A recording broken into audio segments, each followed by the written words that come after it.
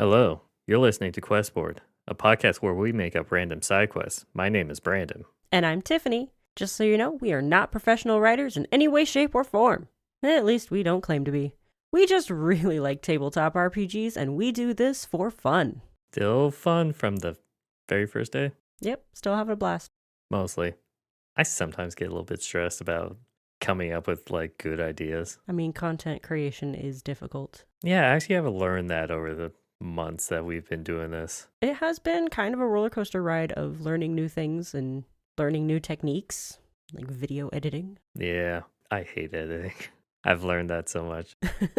Such a pain. Anyways, we are back to our normal content. Yep. Is now after Halloween. Mm-hmm. This is way beforehand, so do you think you had a good Halloween? I usually do. That's cool. Do you do the hand out candy to trick-or-treaters? Yes, I also hand out non-candy. So stickers and toys and things, because some kids aren't allowed to have candy. Now the question is, do you do king-size candy bars? No, we do the mini ones. My parents did king-size candy bars because my great uncle used to work at the Hershey chocolate factory, so he would send us a ton of candy, and my parents would just hand that out for Halloween. Also, tiny neighborhood, not many kids. I'm giving you crap, but I don't hand out candy. I just turn off my house lights. You're gonna get egged. I haven't yet. I know, you better be careful. But at least I'm not the grouchy old guy that yells at them. That's true. Yet. Actually, you know what guarantees your house getting egged? What's that? Is you give out healthy snacks. Oh, yeah, give out apples and stuff. Yeah, that's guaranteed egging. At least I don't do that. That's true. Instead, I don't even watch a horror movie. Actually, Well, I think like horror movies. last year, I was gonna say for Christmas, for Halloween, I watched All Is Quiet on the Western Front on Netflix. I usually try to watch Hocus Pocus. And what's scarier than the horrors of war? Okay, yeah, you got me there. Great movie, by the way. It's all in German, but I highly recommend it. It's a great movie. But I think this year I might start watching Soul Eater. Just have a small marathon of Soul Eater. Okay, not bad. Good show. Just like how every Valentine's Day, since I'm single, I watch Your Name. Wow. Which is one of my favorite anime movies. It is a very amazing movie. Anyways, I'm probably going to be... I spent my Halloween watching an anime, probably. There you go. Okay, might as well just figure out what we're doing. You got dice? I got them. Have I rolled 100 yet? You have. Okay, well, I just rolled it again. I guess this automatically means you're going down because there's no way of going back up. Nope, there's nothing past 100. Oh, wait, there is a 101 on this. Nah, I'm just kidding. Aw. So, number 99. 99 it is. It's 99 Red Balloons, right? Yes. I like that song. It's a very good song. Yeah. Just bought the old mill outside of town, but there's something living in it. We'll pay 50 gold pieces and free milling service for a year to anyone who clears out the infestation and makes it safe for our family to set up. This is another spooky one. There's something in the mill. Well, or it could be not spooky. Yeah, we could easily make it not spooky or spooky. That's true. Are we all spookied out? I'm never spookied out. Says the two people who don't like horror movies. I don't like horror movies, but spooky's fun. So, okay. Something's living in the mill. Old mill. Can we please acknowledge the parentheses on this one? Okay, fine. Parentheses. Make something up. That's what we're doing here. That's why we do this. I just thought it was funny. It's just I don't know what it is. Make something up. Okay. So, it's a mill. They're probably making either flour or cornmeal or something like that. Is there something that would want that? Some reason something would move in? I have a question for you. Mm-hmm. We could do one of two things. Is this a windmill or a water mill? Oh, good point. Well, if we're going back in ye olden days, well, no, actually they had windmills. Let's make it a windmill. That's more fun. They inherited a windmill, a busted down windmill on the lone hill that's super haunted. They didn't inherit, they just bought it. But yeah. Oh yeah, it says bought. Yeah, just bought this thing. But there's something there. I need an exterminator. So if they're making flour, that does set up for an interesting plot point in that flour, in the correct ratio to air, is explosive. Yeah, it's similar to sawdust. Yeah. Yeah, Very flammable. If you get flour in the air, and introduce a live flame or some sort of like electricity to it, it will explode and blow up the entire mill. Okay, that's the kind of physics that dungeon masters hate because their player would say, "Oh yeah, if you do this, then I just light a flame in it and then everything blows up." And it's like, "But my constructed encounter." Right. So, assuming this person bought the mill for the reason that it is a mill and they want to use it to make flour or cornmeal or whatever it is they're going to be making in it, I would assume this person knows about that property of flour. So, part of the stipulation for setting them in would be no fire. But they said they just bought an old mill outside of town. It could be abandoned. They bought it, but they haven't started production, so there is no flour in there. There might be leftover flour. But then it'll be like maybe wet, damp, old, or anything like that. Gross. But yeah, it's a possibility. So you don't have to worry about that physics thing. But, whoever runs this in their campaign, if you ever do, if you want to have that feature available, flour is explosive. If you don't want to deal with it, the flour's damp. Or there's no flour. Oh, there's no flour, yeah. Because he hasn't moved there yet to start. Right, he hasn't cleared it out yet because there's something in the mill. Yeah, I think it's just like a family that wanted to just bought a farm and, start a new life. Maybe they've got a wheat field or something nearby and they're like, oh, hey, that mill's for sale. Let's buy that and use it to make flour. Or that. Yeah. Anyways, what are we putting in this mill? Is this going to be D&D? Is this going to be Monster of the Week? That it actually works for both, doesn't it? It does. So I have an idea for a creature that exists in D&D. It's called a pudding. You have brought this up with me before. I have? Oh. You might have told me about it. Did we put a pudding in a different episode? No, I think you just naturally we talked to each other and you brought this up. Well, it's because I've fought a pudding before. It was in the Out of the Abyss campaign. It was the Pudding King, and he sicked his puddings on us. That sounds funny. It was hilarious. I can't remember if I was conscious for that. How do you spell it? Pudding. Pudding. Not in this bestiary that I like to use. Oh, sorry. Black pudding. That's why. So it kind of just looks like venom. Looking at this picture, it just looks like venom climbing all over someone. It's a large ooze. I feel like that's the kind of thing that might move in to a place like that because it's feeding on just like leavings, maybe. I don't know. You think it will be enough to make a quest out of, though? Because I don't think your average person who's not an adventurer would be able to take care of this thing. I mean, it's a challenge rating 4. I'm just wondering, like, okay, I think I've said this plenty of times before. If we just have it a single thing, go in there, kill it, it's done. It already has a pre-made thing. It's already an established thing. Okay, fine. Yeah, that's a little boring. You're right. Like, here is monster. Go kill monster. That is quest. Yeah. I mean... I gotcha. We've done that sort of before, very simple with, like, the Orc Chieftain, but we did a lot of customization to him. Right. So that we have something to focus on besides the simplicity of go and kill him. Maybe this is a pudding that has dreams of being a cake, and that's why he wants flour. What can I throw at you? Nothing like soft to throw at you that's within arm's reach. I hid them all. Okay, weapons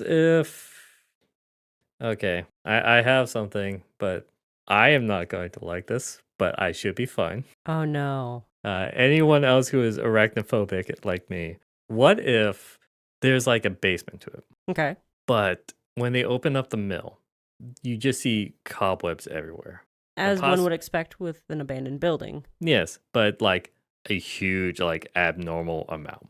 Imagine where you can't even get through comfortably. You have to like set it on fire kind of thing. Kind of like the cobwebs in Minecraft where they're just covering everything. Yeah, that level. Okay. And the party might even fight a swarm of spiders in that first room. Yeah, just little ones though. But if they go downstairs, they're going to discover like a wall caved in the basement to lead just to a den of like spiders. What kind of spiders? Do you want to make this phase spiders? I was thinking the phase spiders too.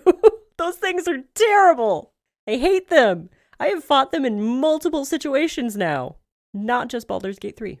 Side note, I was fine with those spiders in Baldur's Gate 3. I'm able to disconnect myself from seeing spiders in video games. Hmm. I think it's because of Skyrim. Oh, yeah. There you go. As long as I don't imagine it too hard in my head. Right. Don't think about it too much. Just Yeah. kill the thing. I just know it's spider. I'm not doing an image. Spider bad. But maybe something like that, and we could talk about like the uniqueness of like it'll be basically turning into a dungeon Yeah. or cave system basically. Right. And we could add some interesting things in there Okay. for this quest. Because now, if we go with that, then we turn this into a standard dungeon dive. Right. So, what do you want to, if we want to go this route, Okay.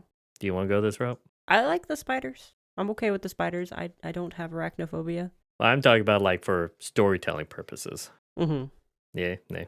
I mean, I like, going into the basement and finding an entrance to an interesting cavern, and then, yeah, it becomes a cool dungeon, and maybe that dungeon has a story. Okay. We could spend the rest of the time thinking of a story for the dungeon. Yeah. Like, what's the origin of this dungeon? Why was it forgotten and had a mill built on top of it? I was thinking just like a cave system, meaning natural cave system. Oh, But okay. you're thinking of an actual constructed underground area. Yeah, I'm thinking like this is an old tomb or Mm, some sort of ancient ruins of some sort. okay. That does remind me of one thing. And it's based off of a campaign that I ran. So this is like one of my previous ideas, Mm-hmm. where I had it set up where drow like used to live on the mainland, but they would only come out at night, obviously, because sunlight sensitivity. Right. And so they would have outposts, but it'll be underground outposts where it'll be a small underground area that they constructed and they will come out during the nighttime. Okay. So they would still dwell underground, sleeping during daytime and all that stuff. So what happens if that was like this mill? It'd be an ancient drow outpost, underground like fort kind of situation where it has a barracks, living quarters, all that stuff for drow, but they're no longer in that area anymore. They died out or moved away kind of situation, and they built over it. Okay. And maybe the opening of this ancient barracks, maybe they did like experiments or something, or they had some sort of critter there with them. And when it got sealed up, that critter got sealed in and has like multiplied and grown to become this new infestation of monsters. Are phase spiders like they travel between two different planes though? They do. It doesn't have to be phase. Nah, yeah, okay, so not phase spiders. Pick any spider you want. Well, I think I found a thing. Give me a sec. Oh god. So, oh, this is terrifying. I love it. I was looking up a list of spider-related critters that have to do with D&D, and I found chitine, spelled Chitine. They are humanoids that resemble spiders. They're found in the Underdark, but we can throw them in this. They said they were experiments. So people were doing like experiments on spiders or maybe experiments on people to turn them into spiders. What do they look like? They have 4 arms. They're fuzzy. They got 2 legs, so they're humanoid, but with 4 arms, and there are extra elbows in that second set of arms. Do you want me to send you this picture? You having Yeah, trouble send me finding the it? picture. Okay. All right. Here you go. Okay, that's not triggering arachnophobia. Oh, good. Was that sarcasm? Or No, real? I'm legitimately good. Okay. So it's got spider-like qualities, and it says something about it can shoot web out of an opening in its stomach, which is terrible. Yeah, spin webs from an opening in their stomach, and their skin secrete an oil which prevented them from sticking to their own webs. Convenient. Lovely. Yeah. Okay. So you're saying like a drow outpost has just it's swarming with these. Yeah. Maybe the story can spin it to be like they were drow. Yeah, the pun was intended, okay? Quit giving me that look. Like, they were drow, but they've had experiments done on them to give them spider-like qualities. Oh, I just thought the reason why they conducted these experiments because their god, the Spider Queen, Yeah. is trying to. Okay, if we think about like if this is super ancient, this is like the same time where they were also testing out driders, Yeah. and this is just a different experiment that didn't go that well, and driders became more popular. Right. So this is the failed experiment that resulted in these guys, and they're like, maybe the reason why they're a failed experiment is because they're uncontrollable. They're or more wild. feral. Yeah. This is the experiment before Driders. It's like this Yeah. is test subject like 001 and Mhm. Driders was like 003 or So something like that. is there only one of these in the ruins, or has it multiplied? Well, their challenge rating is 1/2. Okay, there needs to be more. I didn't read that part. And we are kind of leaning towards Dungeons and Dragons right now. This also says they're small. So does that mean they're halfling sized? Yeah, they are halfling sized. Yeah, they're only 4 feet tall. Well, that's what happens when you cross a humanoid creature with something the size of your thumb. Yeah, pretty much. Yeah. Or a drow. Yeah. Okay, so instead of an outpost, this is a research facility. There you go. Research facility outpost. It could be a combo. Also, I don't know if this is picking up on audio, but it is raining quite heavily right now where we're at. It is literally a dark and stormy night. Those are heavy raindrops. Common around here. Yeah, I know. Pacific Northwest. Yeah, represent. But anyways, if we have it just a research facility and all that stuff, do we want like a boss, like a bigger version of this thing, or Maybe an actual Drider. Could it be the big boss man? oh, okay, yeah, stick with the spider thing. Okay, actually, I just realized if these are the things, then do they still deal with the like maybe one of them in the first floor of the windmill? Yeah, maybe it's out, hanging out in the main room, and it's just like, what the heck? What are these people doing here? Oh my gosh! As they Yes, destroy that's it. the voice. No, it's more of like, oh no, I'm dying, oh, I'm dead. It speaks Undercommon. It actually speaks Undercommon. You can always fudge a few things in there. Sure, why not? It speaks though, so it speaks. Yeah, We I'm know actually that much. surprised about that. It has a language. Okay, so we have them interact with one, and then if they search through the rest, they'll find like a collapsed segment of wall that leads into the entrance Yeah. of the laboratory. I thought you said lavatory for a second. I'm like, in the bathroom? Who wants to go in the laboratory? No, you see, there's two entrances. One is for the bathroom, and then the other one is for that one. The one says lavatory, one says laboratory, but the signs are a little bit broken, so you can't tell which one's which. No, they're written in Undercommon. Oh, perfect. Yes. God. Oh gosh. The Anyways, things we say. yeah, it's just going through. The place would just obviously have test tubes or anything like that. Very laboratory things. Beakers and stuff, sciencey things. Maybe some like large vats, possibly glowing with not fully formed. What are these guys? Chitine? Is that what they're called? Yeah, chitine, chitin. I know chitin is actually how you pronounce that word instead of chitin. I think I've heard someone say kind before, so it might be that. No, chitin is correct. I do know this for a fact. I trolled my friend with it. But the way this is spelled, is it chitin, maybe? I don't know. I don't know. It's made up. I haven't taken an English class since, I was going to say high school. No, sophomore year of college. The spider psychos. Sure. Well, it has to be run down. So it can't be active equipment, No. but it could be just like dead, like bodies inside, just like still within tubes or anything like that. Right. Some not fully formed. Some that are fully formed and just dead. Mm-hmm. Some that might be fully formed and not quite dead. That then break out of the tube and attack the players. Well, I think they will have broken out way before, and that's how they repopulate. Some of them will be broken. Maybe these guys have enough intelligence to continue creating more of themselves, and that's how they have to do it, is in these tubes. I just looked at the intelligence score. It's 10.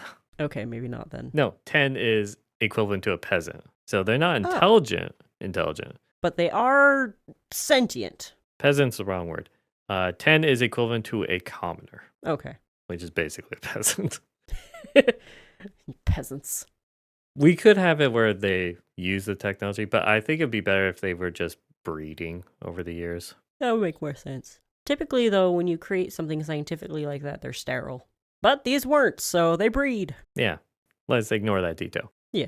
How about they had to turn to cannibalism for all these centuries? Ooh, And then the moment they actually see new flesh, something tasty. they're going to go after you. They see you and they just start going, meat, meat, meat. In Undercommon. Yes, in Undercommon. And they worship the Drider, the boss, because it's much stronger. Yeah.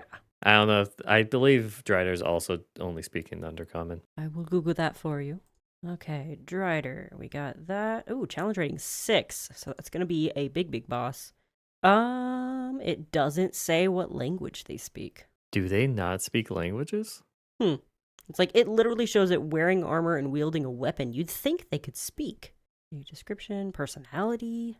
Okay, well, we could claim that it speaks Undercommon. Okay. Because it's just like them where they're fusion from Drow. Right.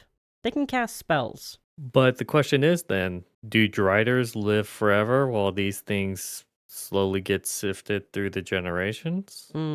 But if it okay, technically the Ch'teens also don't go through generations because they have elf blood in them. So they have very, very long lifespans. They do. So I found it. Driders speak. This is all in past tense. Common, Elven, and Undercommon.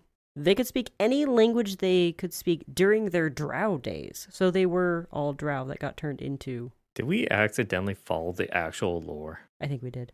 But Drow sign was hard for them due to their transformation. Apparently, Drow is no sign language. Huh.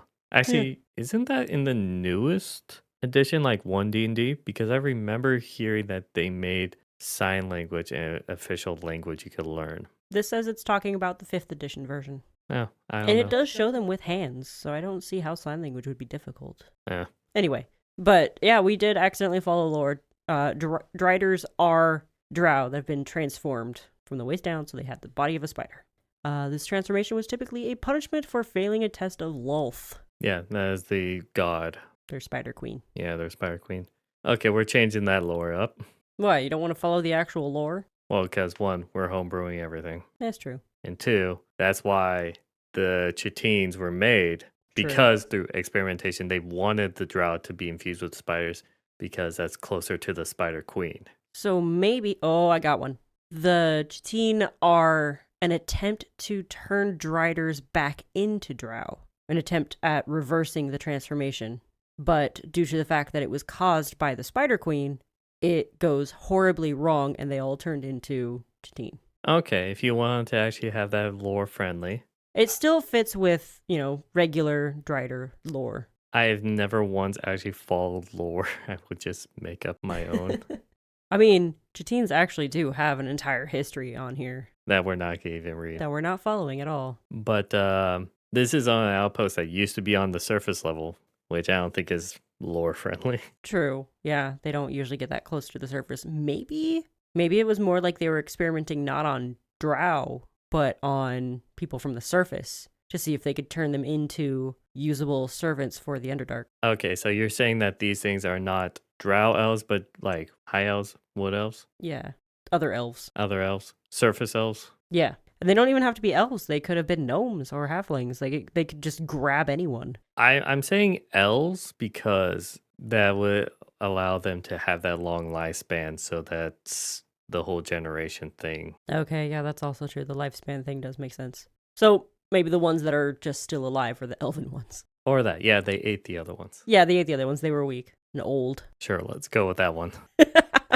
But there was only one Drider, and then the rest. Okay, if we do that, then putting them out of their misery and all that stuff. Right. It's going to be a tough challenge because Drider's challenge rating 6. So, scale appropriately. Yeah, and you could, if your party is a lower level, you could always make it that the Drider is actually nearing the end of his life, and he's getting old and frail. Possibly. And just kind of like lower some stats there. If you put this in a monster of the week, Ooh. you can make up any old monster you want. True. And you just give these Ch'teens like more of a swarming kind of ability where their actions affect the actual swarm. Yep, that could work. And that should be fine. Yeah, it's easily changeable to monster of the week. Yeah, I feel like monster of the week is very much, they could have any ability they want. It's just in reaction. Right. And then you just give them a health of harm. And the players just do harm to it. Does mental harm count? It's like if I insult his mother, does that count as harm? Only as a bard in D&D.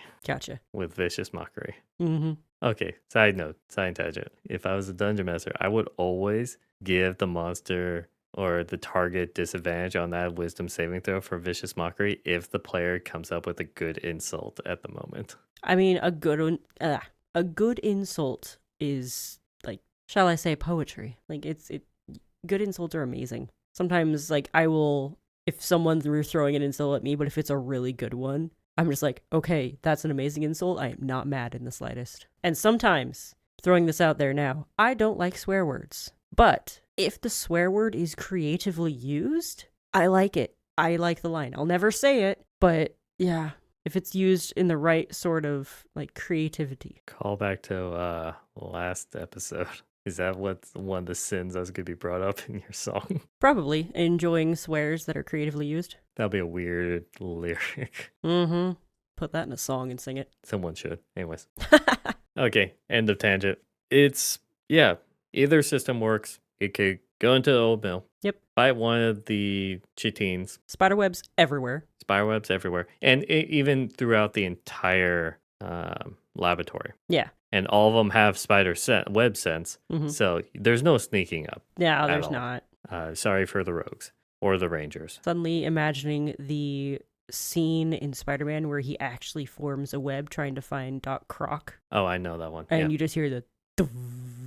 I love that scene. Give me a good bass note any day. Except for just coded everywhere. Yes, there's more. But yeah, they clear the dungeon, fight as many as is balanced for them through multiple rooms. I did just have an idea. You could give the rogue a chance to sneak if it's more along the lines of, you know how in like spy movies where they have to dodge the lasers?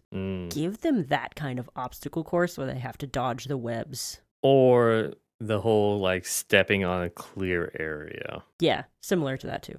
It's doable. Ish. But then the rest of the party is going to be like standing back there like, how do? Instant fail. So yeah, fine. Give them the moment to shine and just have a comedic moment of looking back and the barbarian stumbles and falls into a bunch of web. The barbarian just walks through everything, not even trying to avoid it. Yeah, the rogue will have that small moment, but it's practically impossible. Yeah. Okay. They fight. Then they'll fight the Drider.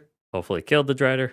Cleared out. Suggest to the owner to repair the wall. I mean, now he's got a free ancient laboratory that he didn't realize was part of his mill. I don't know if that would turn into like government property or not. I mean, it's his property. I don't know what the laws are for that one. This depends on if it's in the past or if it's current times. True. Current times, yeah, government would take that. Past times, it's his. Name for the owner. New owner. Oh, yes. Let's see. Ellery Green. Okay. Ellery bought. She bought one. It could be female too, yeah. Ellery sounds like a female name. Oh, one of my favorite authors is Ellery Queen, and he's a dude.